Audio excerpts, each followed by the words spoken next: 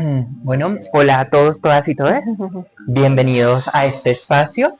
Entonces, Totem Literario, la revista Literáculo, Galería 6 a 6, que es este espacio en el que siempre hemos venido y que hicimos parte también de la edición Somos, les da la bienvenida y le damos la bienvenida a una invitada muy especial, que es Ángela Falla, y hoy hablaremos de Sexópolis, historias de mujeres y sexo. Entonces, primeramente, la bienvenida. Gracias. Cuéntanos un poco de ti. Bueno, pues pucha, cuando me hacen esa pregunta yo digo, pero ¿qué digo? ¿Qué es eso? 45 años, abogada de profesión, escritora desde hace un montón de tiempo, eh, pero más escritora desde el corazón, Claro. porque yo lo que inicié escribiendo fue en cartas de amor a los noviecitos y después era mi manera de comunicarme con mucha gente, ¿no? Con mi papá, con mi mamá, con toda mi familia, me comunicaba por medio de cartas. Y después pasé ya en torno y en el marco a mi profesión, al derecho y a los derechos humanos, empecé a publicar eh, textos académicos sobre violencias contra las mujeres, sobre participación política de las mujeres. Hice algunas cosas de artículos de opinión y luego ya de cabeza con la literatura, porque dije, esta es una manera que los textos o las historias puedan llegar mucho más rápido a las personas que yo quiero que de verdad tengan esta información. Claro. Entonces para mí era súper importante que pudiera tener una conexión, porque creo que algunos textos académicos que tengo publicados no los ha leído nadie. Ay, no. Solamente mi mamá los ha leído. Entonces quiero es como que por medio de las historias poner sobre la mesa el debate sobre los derechos sexuales y los derechos reproductivos de las mujeres. Entonces empecemos con la génesis del libro. ¿Por qué Sexópolis? Primeramente. Bueno, mi intención era mostrar que las mujeres percibimos la cotidianidad ligada con la sexualidad, que no es aparte y que está integrada en nuestra vida. Entonces, para mí la polis significaba esa ciudad en la que las mujeres que la vivimos y la gozamos o no 24/7, está en nuestro pensamiento y en nuestro accionar la sexualidad. Entonces para mí eso era importante. Cuando yo empecé a escribir Sexópolis decía que en ese momento no se llamaba así, tenía otro nombre que era terrible, ya no me acuerdo, era como apretones y sudoraciones, una vaina así, sí. y evoluciona con mi editora. Procesos creativos. El proceso creativo, porque lo que queríamos de verdad entregarle a las mujeres y a los hombres que se atrevieran a leer el libro, era que efectivamente en la cotidianidad nos reflejábamos como mujeres deseantes. ¿De dónde vienen esas historias? Queremos saber. Bueno, dentro de esos 16 años de experiencia como abogada, lo digo así, no porque no sea chévere, sino porque ya estoy muy viejita, porque son una cantidad de tiempo trabajando por los derechos de las mujeres. Entonces, ahí empecé a encontrar las historias. Para mí lo más importante es que las personas que lean el libro se sientan y digan, sí, a mí me pasó eso. Me siento identificada. Me siento identificada con esas palabras, sentí eso, pasé por eso, me pasó, porque las historias finalmente son de mis amigas, de las mujeres que han trabajado conmigo, de las mujeres que han luchado conmigo, de las mujeres que han reivindicado sus derechos, las mías propias evidentemente están ahí también. Entonces, era como una manera de verdad recoger lo que yo había vivido durante esos 16 años. Bueno, hablemos un poco del cuerpo, el deseo y los rituales, porque también se habla de rituales en el libro. Como en el apartado de ella, él y la cama, que muchas mujeres reconocen, pero de los que poco se habla. Entonces, ¿crees que estos rituales permanecen como secretos sociales? y qué revelan sobre la construcción del deseo femenino en Colombia. Yo creo que hay algunos rituales que están ligados, por ejemplo, con el estereotipo de belleza que nosotras las mujeres tenemos que cumplir. Entonces, precisamente en ese cuento se habla, por ejemplo, de la depilación. Entonces es como las mujeres necesitan tener un cuerpo que no tenga ningún pelo, excepto en cabellera larga y ojalá lisa, pero en otras partes del cuerpo no pueden tener vellos, no pueden tener pelos.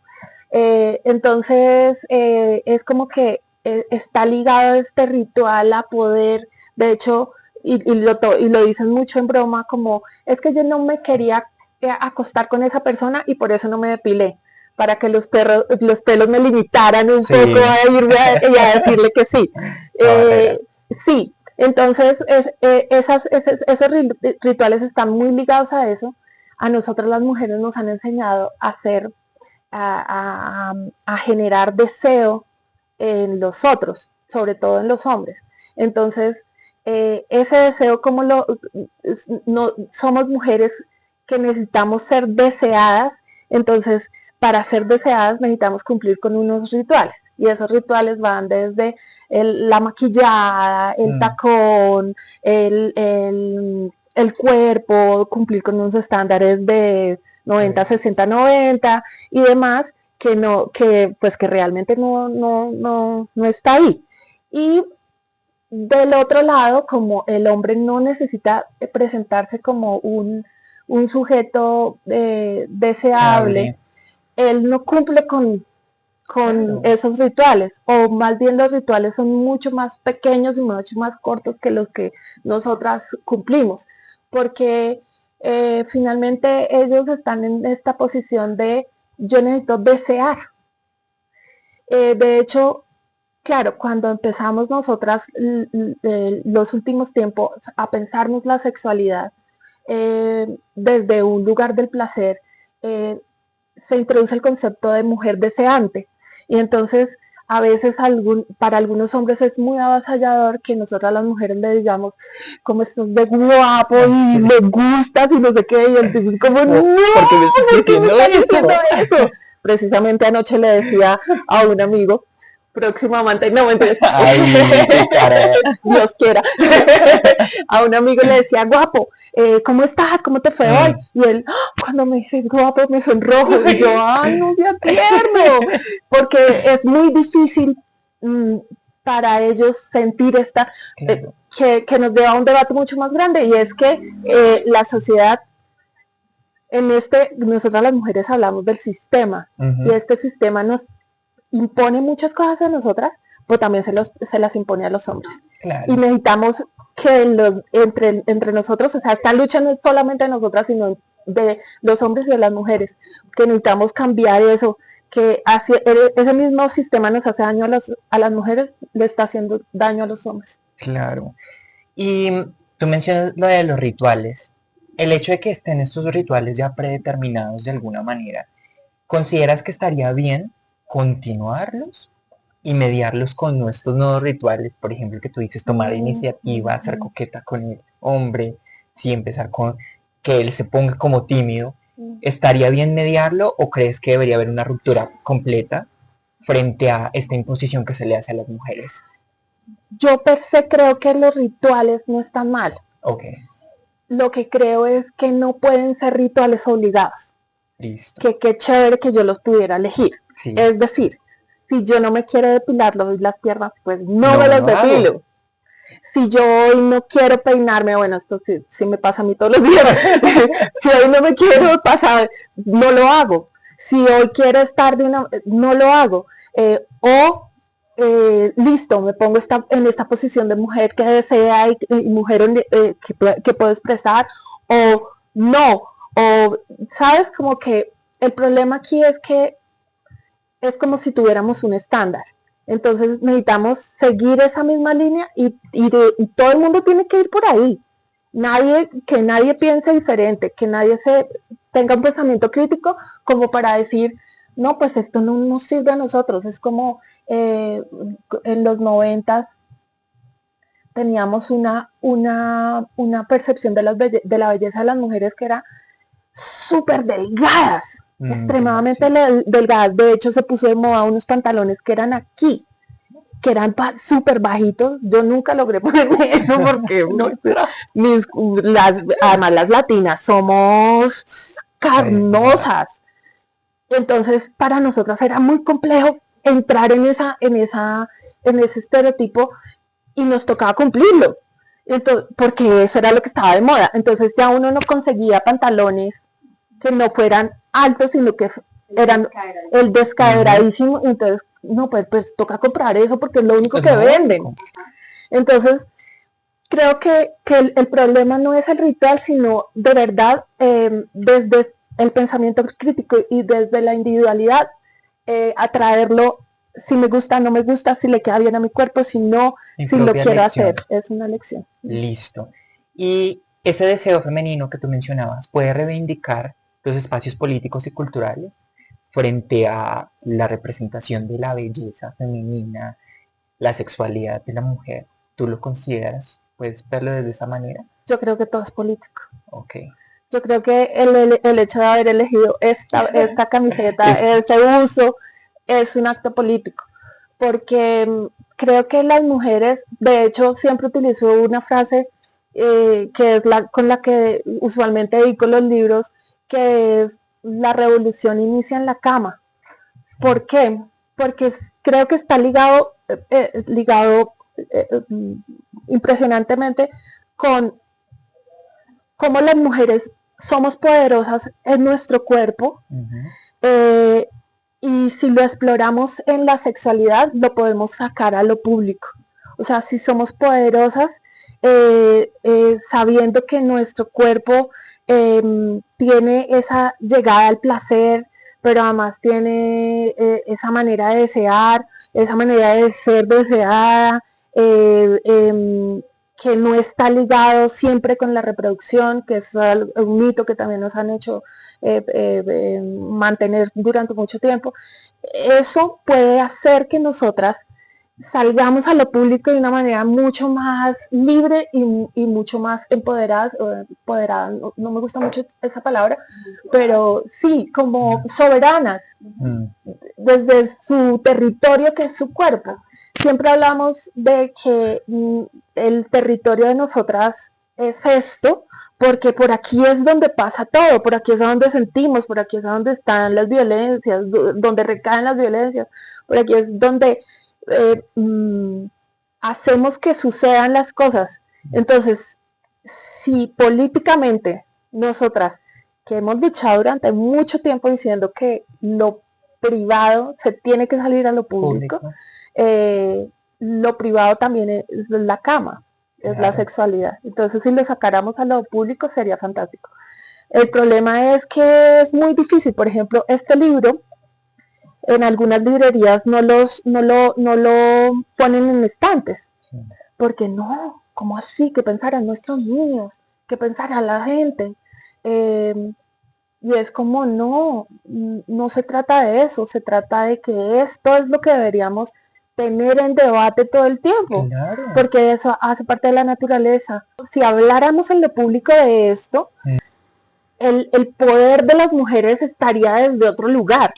Creo que han malentendido un poco las luchas, y es como que piensan que nosotras queremos llegar y utilizar las mismas estrategias que han utilizado en contra de nosotras. Y no queremos replicar eso. Entonces, si lo habláramos en lo público, cambiaríamos totalmente nuestra manera de relacionarnos con el cuerpo y de la responsabilidad. Hablemos un poco de los encoñes, el dolor y la reconstrucción. En el diario de una tusa, los amores no correspondidos o los encoñes aparecen cargados de dolor, confusión y desgaste emocional. ¿Qué revelan estos vínculos unilaterales sobre la educación sentimental de las mujeres en Colombia y sobre cómo aprendemos o no a poner límites y a cuidarnos efectivamente? Creo que hay una cosa que es compleja de ver, porque cuando empezamos a hablar de, por ejemplo, de la violencia económica, que que tenemos sobre nosotras, siempre decíamos, es que ella no se va a esa violencia porque él la mantiene. O sea, porque tiene porque ¿cómo va a ser ella si no trabaja? Como que él y como que los niños, ¿cómo los va a, o sea, cómo va a hacer para mantener a los niños? Pero no nos dábamos cuenta que tenemos una cosa mucho más grande en torno a las dependencias. Y una de las dependencias es la emocional. ¿Por qué? Porque en nuestra cultura las mujeres tienen que casarse, tienen que estar en pareja, tienen que construir el hogar, pero además las mujeres son el pegamento de ese hogar, porque es como, mijita, usted es la que, usted no se puede ir, mijita, aguante, porque usted es la que tiene que aguantar en esa relación. Y entonces, en esta cultura, nosotras dijimos, sí, claro, yo tengo que estar ahí, sí, claro, ¿qué van a decir de mí si yo me separo? ¿Qué van a decir de mí si yo llego a los 45 años y no tengo pareja? Me pasa todo el tiempo, además. Siempre es la pregunta. Me pasa, hace muy poco yo decidí no tener hijos. Hace un par de años, siempre estuve dudosa, pero hace un par de años lo decidí. Y cuando lo decidí, alguien de mi familia me preguntó, pero ¿y de verdad no quiere tener hijos? Y yo, no, señora. Ay, qué pecado, pobrecita. ¿Quién la va a cuidar cuando sea mayor? Y yo, no, pues yo no quisiera tener hijos para que me cuiden. Pero es también todo este proceso que tenemos. Entonces, ese cuento refleja un poco también esta dependencia que tenemos en lo emocional. La tusa, a mí me han dado muy duro las tusas. Yo soy una mujer que entrega todo y se vuelve miércoles también en esos desamores. Entonces era también graficar un poco ese amor que está ahí como en un subtexto ligado con el encoñe, que era como, el encoñe es qué rico que la pasamos juntos en la cama, pero ahí hay un subtexto de amor y de emocionalidad que es muy fuerte. Yo lo que recomiendo es que lloren en el Transmilenio. Esa es la mejor curación de tusa. Y en estos trancones, ahí botan toda la tusa. Claro. Entonces, ¿cómo te atraviesa como escritora y como mujer la relación entre sexualidad, afectos y resiliencia afectiva? Bueno, como mujer, a mí a veces me dicen que yo soy un poco imprudente. Pero es porque siempre hablo de sexualidad en todos los espacios que yo llego. Todo el tiempo estoy hablando de eso, a donde yo llegue. En mi trabajo, en la casa, con mis amigos, todo el tiempo, porque esa es la manera que tengo de ser activista. Y entonces eso para mí es fundamental porque yo desde hace 16 años me monté en la idea de decir, oiga, sí, que embarrada que mis hermanas no pueden hacer cosas que yo hago o que yo no puedo hacer cosas que hacen mis hermanas. Entonces de ahí empecé a montarme un montón de cosas. Como escritora, yo decidí escribir sobre sexualidad. Yo no, en este momento de la vida y después seguramente no voy a cambiar esa temática. ¿Por qué? Porque me parece que es necesario. Creo que eso ha sido como una manera desde el arte, llegar a todo eso. Y eso ha permeado todas las otras cosas de mi vida. Todo. Entonces yo hace un par de años estudié comedia y todos los shows de comedia que hago, hablo de sexo. Y estoy haciendo audiovisual y en audiovisual también sexo. Claro. Porque se me hace una necesidad y o sea, es muy pronta. ¿Alguna vez dudaste? Todo el tiempo. todos los días, a toda hora. Dudé mucho, por ejemplo, con lo que pasa en redes, porque para mí ha sido muy complejo entender algunas lógicas que tienen la mayoría hombres de cómo me perciben. Entonces, y esto no le pasa a los escritores, le pasa a las escritoras y más a las escritoras que escribimos sobre sexualidad. Entonces, es como si yo estuviera disponible todo el tiempo a interactuar sobre eso. Yo realmente sí estoy disponible, pero no con todas las personas. Eso a mi ritmo, mis decisiones. Claro, es súper diferente. Entonces a veces siento eso y de verdad me siento como, avasallada con estas cosas. Y digo, no, y digo como, sin embargo, son dudas muy pequeñas en el día. Bueno. De 5 segundos y ya digo, no importa, sigamos. Hagámosle. De las sexualidades no normativas, digamos que en Sexópolis aparecen tríos, la masturbación femenina, juguetes sexuales como Jerónimo, e incluso experiencias íntimas con amigas. De pronto la bisexualidad, podríamos hablar del tema.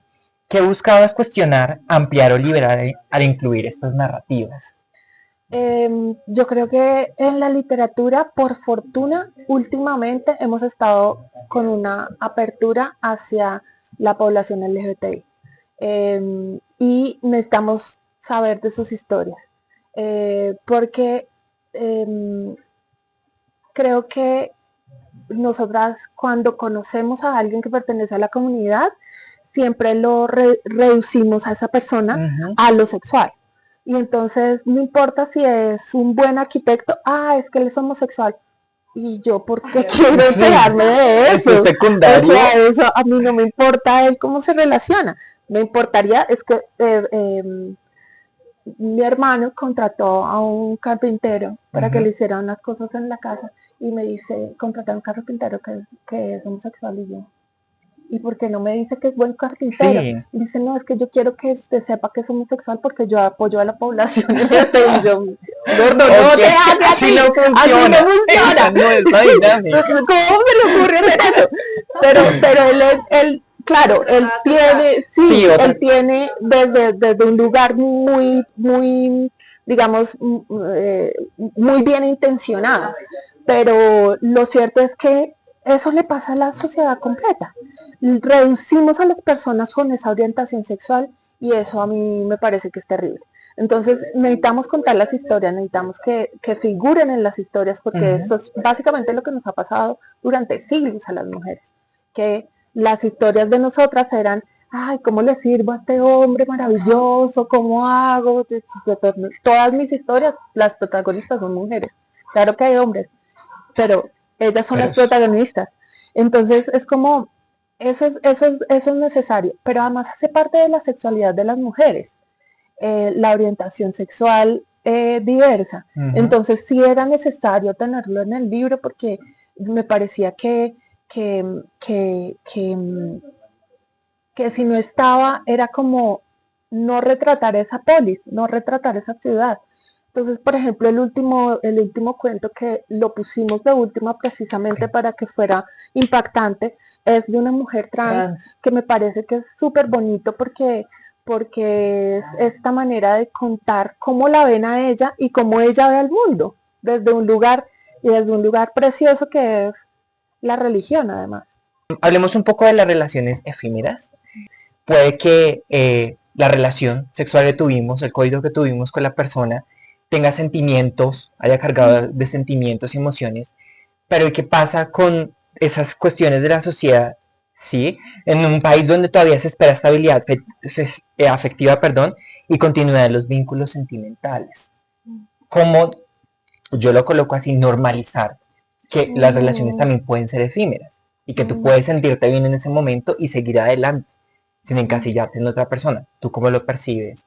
Yo lo que sigo en eso, también me parece que hay una obligación. Entonces tengo que cumplir la obligación de estar 5 años con una persona porque hay que ser estable. sexualmente, afectivamente, todo. Pero no creo que sea así, creo que se puede gozar la sexualidad de una manera efímera, con responsabilidad, porque entonces me van a decir, no, ay, libertina, ¿cómo así? Se entrega a todo el mundo. No, no se trata se trata de ser responsables, de gozar, pero implica que pueden haber unos relacionamientos emocionales, unos relacionamientos sexuales y unos relacionamientos emociosexuales. Los dos combinados. Todo combinado. Creo que ahí existe una cosa maravillosa además, una cosa muy bella, pero no siempre se da. Y porque no se dé, no quiere decir que no lo podamos gozar. Es decir, yo puedo tener un vínculo súper emocionante contigo, y emocionalmente estamos súper ligados y súper conectados, pero no tenemos nada sexual. ¿Qué, ¿Por qué no? Sí. Y puedo tener un relacionamiento sexual contigo y fue pucha. Pero resulta que cuando nos vamos a conectar decimos como, no, tal vez no. Pero no quiere decir que esto no tenga importancia, no quiere decir que esto no tenga importancia, al contrario, todo es válido. Claro. Entonces, pero si tú quieres conectar lo emocional y lo sexual, chévere, dale, hazle, pero no me pidas a mí que lo haga porque a mí sexualmente sí me gusta conectarme con las personas y ya. El libro aborda también experiencias de abuso sexual y feminicidio, como en La violencia, Tristeza, Alberto y María o La carta. ¿Cuál crees que es tu responsabilidad como narradora frente a estas historias y cómo logras contarlas sin revictimizar ni estetizar el dolor? Mi editora me dijo, necesitamos sacar esos cuentos, porque tú estás hablando desde un lugar erótico. Y resulta que cuando yo estoy leyendo esto y que me emociona y es como, ¡oh, qué rico! Paso a una persona que está siendo violentada y eso de una vez me saca de... Y tuvimos un agarrón apoteósico de 3 horas, yo diciéndole, lo que pasa es que no podemos cerrar los ojos y decir que las mujeres no son violentadas sexualmente, porque eso pertenece a la dinámica en que vivimos las mujeres todo el tiempo. Entonces, no, a mí me parecía que eso necesitaba estar en el libro sí o sí. Claro, yo ahí lo que quiero es que la gente entienda eso, que por más que nosotras que digamos que no hemos sido violentadas en nuestra vida de manera sexual, todas hemos sido violentadas. Lo que pasa es que en unos niveles más altos y más bajos, pero siempre ha existido, siempre ha pasado. Lo que pasa es que a veces le preguntamos lo que estábamos hablando ahora. Le pregunto yo a una amiga, oye, ¿y a ti te han violentado? Nunca, jamás. Ah, bueno, pero ¿te han dicho un piropo soez en la calle? Sí, claro. Ah, eso es violencia. Eso que te han hecho es violencia. Y es violencia sexual. Porque eso también implica que hay una carga psicológica y que tú salgas en la calle. Para nosotras gozar la ciudad es completamente diferente a como la gozan los hombres. Porque nosotras, además de todos los peligros que tenemos todos como sociedad, tenemos el peligro de decir, yo no quiero pasar por la esquina porque hay 4 manes y me van a decir cosas. O me van a tocar, o me van a hacer. Yo lo que quería era poner ese debate como esto hace parte de nosotras. Nosotras vivimos en un continuum de violencia y la violencia sexual hace parte de ese continuum. En mis letras siempre trato de ser muy escueta y muy directa y lo describo de una manera detallada. Me gusta mucho eso. Entonces, me imagino que sí hay una estética presente desde mi voz, pero no es como volverla maravillosa, elocuente y demás, sino desde mi voz, como represento esos lugares. Y siempre he querido ser muy puntual y muy descarnada cuando describo los momentos, porque necesito que la gente esté en esa atmósfera y se sienta ahí. y perciba lo que esa protagonista está viviendo, lo que está sintiendo. Y siento que también es importante lo que tú mencionas porque la sexualidad es percibida de una manera muy como positiva, lo erótico, el disfrute, el goce, pero no hablamos también de lo negativo que implica la sexualidad. Tiene varias caras, ¿sí? Entonces, hablarlo también de esta manera directa hace que la gente también críticamente analice las cosas y diga, sí, hay momentos de sexualidad buena, bonita, pero también hay otras cosas que están pasando en la sociedad y que debemos ser conscientes, ¿sí? También para romper con esos estigmas de que no se pueden hablar de las cosas que están pasando, la violencia hacia las mujeres. Lo que tú dices, la presión emocional constante, que no solamente es por fuera, sino en la casa, en las relaciones íntimas con la persona con la que estamos. Y yo conecto eso porque también tú hablas de las amistades. Hay unos momentos en donde hay conversaciones con las amigas, las redes de cuidado, incluso el apoyo entre mujeres. Entonces, ¿qué papel juegan estos vínculos en los procesos de sanación sexual y emocional? Yo creo que estamos en un momento para hablar de salud mental fantástico, porque creo que eso fue una herencia que nos dejó la pandemia y nos dejó una herencia fuerte donde nos estamos preguntando un montón de cosas, donde la gente tiene depresión, ansiedad, trastornos de adaptación, un montón de cosas que nos implican decir que hay un llamado a la acción desde nosotros como comunidad, nosotras personas que integramos una sociedad. Y siempre la respuesta de los psicólogos va a ser, o sea, desde la psicología, por ejemplo, va a ser que necesitamos red de apoyo. Y esa red de apoyo, pues, implica que nos podamos sostener en todo lo que nos pase. Para mí es súper importante hablar de las amigas porque es ahí donde yo he conseguido mi red de apoyo y he procurado ser red de apoyo para mis amigas. Contrario a lo que nos ha dicho la sociedad, y yo creo que ha sido una de las mejores victorias del patriarcado, que nos ha dicho, esa es su enemiga, no es su amiga, pilas, competencia, le va a quitar marido, le va a quitarle el trabajo, le va a quitar sus hijos, le va a quitar sus amigos. Siempre nos ha puesto y tenemos súper validado el discurso de, ay, es que yo con las mujeres casi no trabajo, a mí me va mejor con los hombres, a mí no sé qué. Y es como, no, ahí están. Y no hay una manera más hermosa de ser revolucionaria que pensarse esa ser red de apoyo de las mujeres y buscar la red de apoyo en las mujeres. ¿Crees que esa red de apoyo podría extenderse y conversarse con los hombres y con otras identidades para transformar la educación sexual, tanto colectiva como afectiva? Ay, a mí me ha pasado mucho con mis libros y es que amigos míos o colegas dicen, ay, véndeme el libro para regalárselo a mi hermana. Y yo, a ver, compañeros, léetelo también, que lo necesitas. ¿Puedes leerlo? No te va a comer, no te va a ver nada.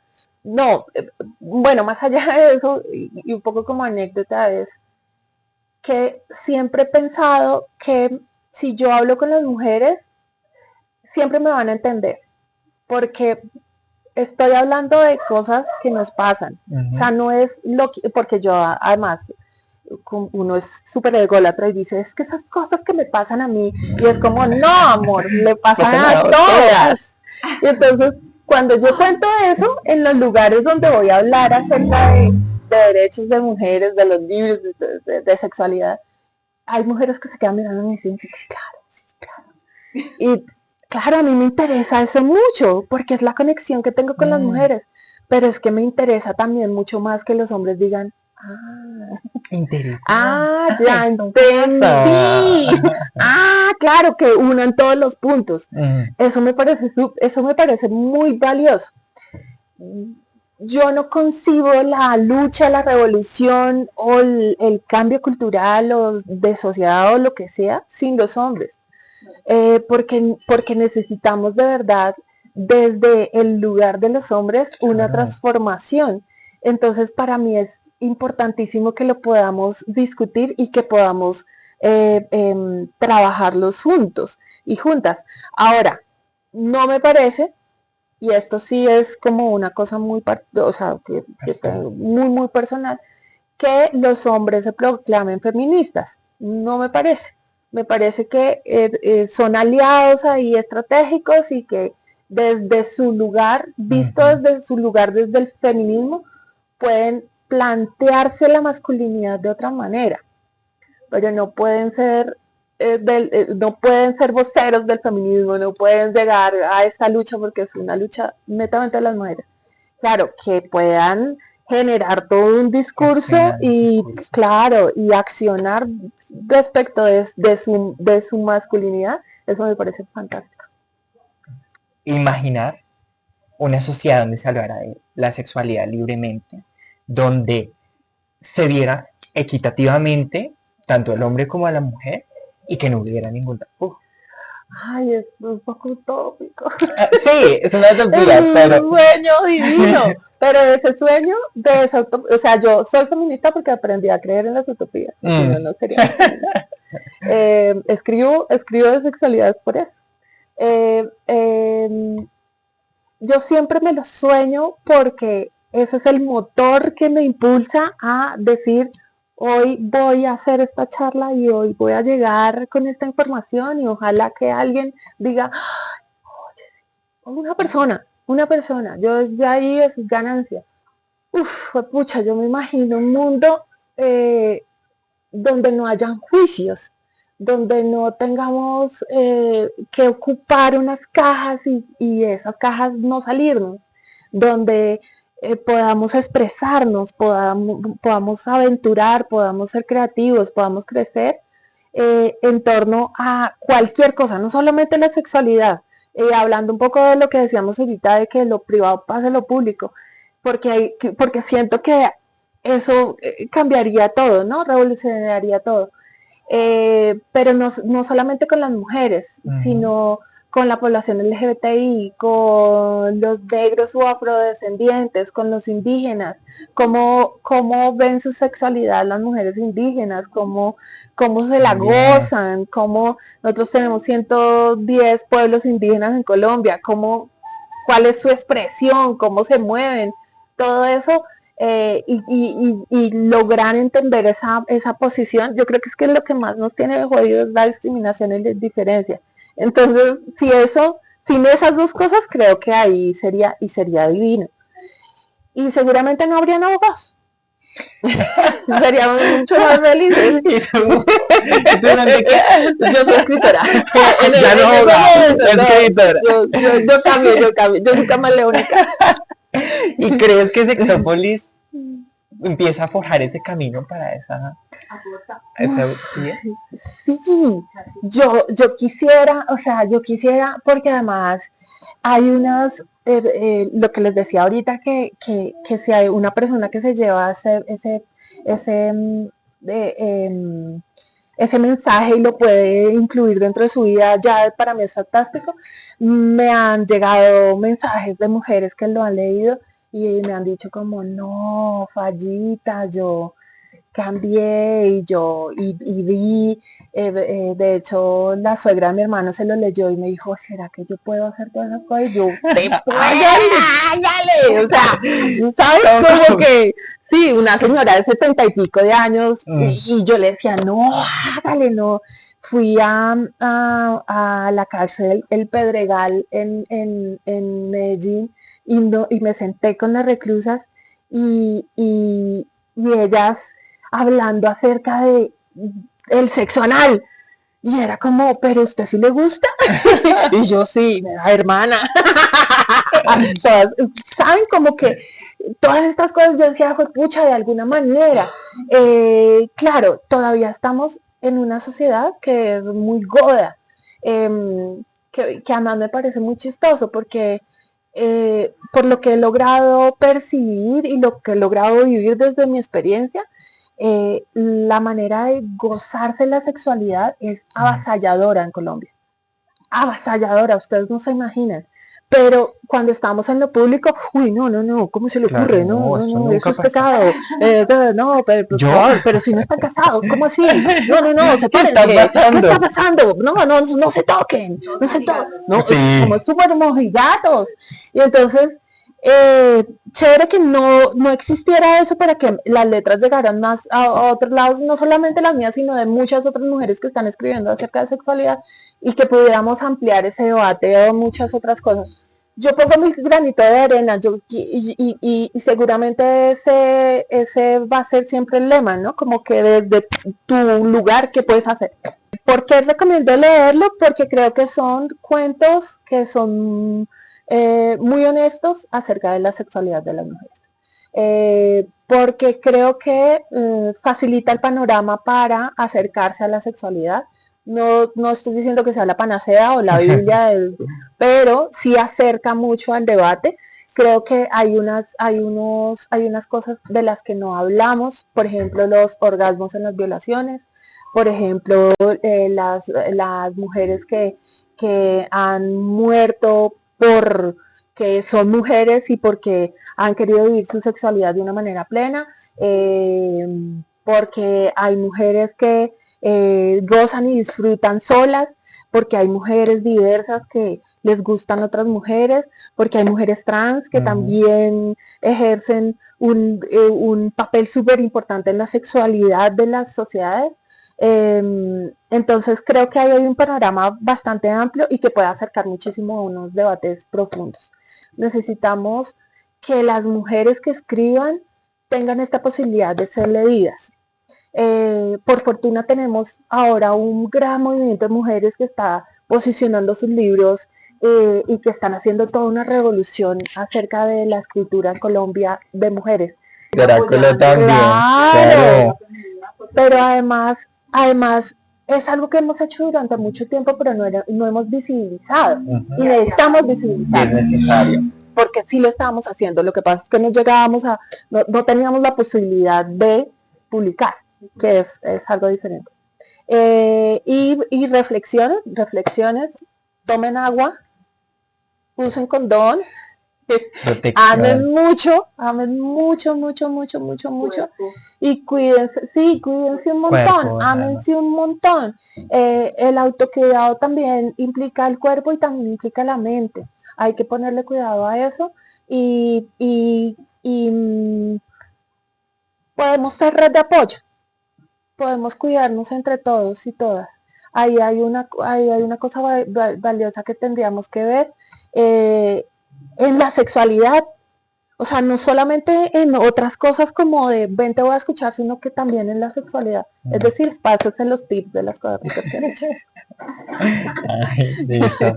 Gracias por este espacio, gracias porque pues en Totem Literario también buscamos escuchar las voces de las mujeres, del feminismo, hablar desde otras, ¿sí? Voces que han sido desafortunadamente opacadas, pero ahí están las mujeres, están presentes, las mujeres son más, y esto yo creo que le aporta un insumo y gracias, muchísimas gracias por tus reflexiones, por los aportes que haces, porque son significativos y esperamos volverte a ver en este espacio. Gracias a ustedes. Gracias.